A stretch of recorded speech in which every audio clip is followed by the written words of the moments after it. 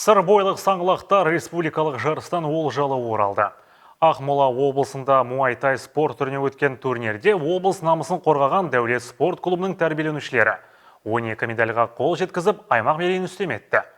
Толығай табысқа қол жеткізген жеңімпаздарды ата-аналар мен бауырлары темір жол бекетінен зор ықыласпен сән салтанатымен қарсы алды. 12-14 мамыр күндері Көкшетау қаласында өткен турнирге еліміздің 6 өңірінен 200-ден аса спортшы қатысты. Бәсі жоғары жекпе-жек сайысында сыр топырағынан 29 спортшы бақ сынап, 6 алтын, 12 күміс және 11 қола медаль иеленіп, жалпы командалық есепте Алматы облысынан кейін екінші орынға табан тіреді. Қызылорда облысы атынан қатысу мүмкіндігіне ие болған Дәулет спорт клубының тәрбиеленушілері жоғары нәтиже көрсетіп, ел мерейін үстем етті. Дәулет клубы өзіміздің Дәулет спортшылары 3 алтын, 6 қола, 6 күміс медальға ие болды. Бұл спорттың шамалы ерекшелігі 50-50 қол аяқ, негізі муайтайда 8 бұрышты спорт түрі деп айтылады, 8 конечностей дейді. Шынтақ тізе күрделігі сода.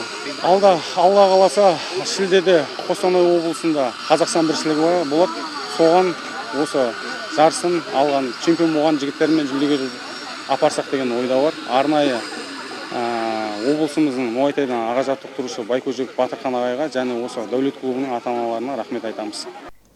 30 келіде өнер көрсеткен Нұржан Сұлтанали үшін бұл жарыс есте қалды.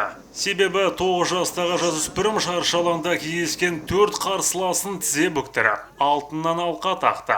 Болашақта халықаралық додаларда ел әнұранын шырқатып, көк байрағымызда желбіретсем деген арманы бар. Талабы таудай талантты спортшының ниетіне ата-анасы мен бапкері кәміл сенеді. Мен бұл жарысқа қатысқаныма өкінбеймін. Мен бұл жарыста 4 бой өрдім. Бірінші бойымда бір Алматының баласымен шықтым. Ол баланы оңай ұттым. Ал екінші бойымда Арыстың баласымен шықтым. Ол баланы да оңай ұттым. Жартылай финалда мен Түркістанның баласымен шықтым. Оны бірақ сәл-сәл ол мықтылау болды. Ал финалда сол Көкшетаудың баласымен шықтым. Ол балада мықтылау болды, бірақ мен оны ұттым.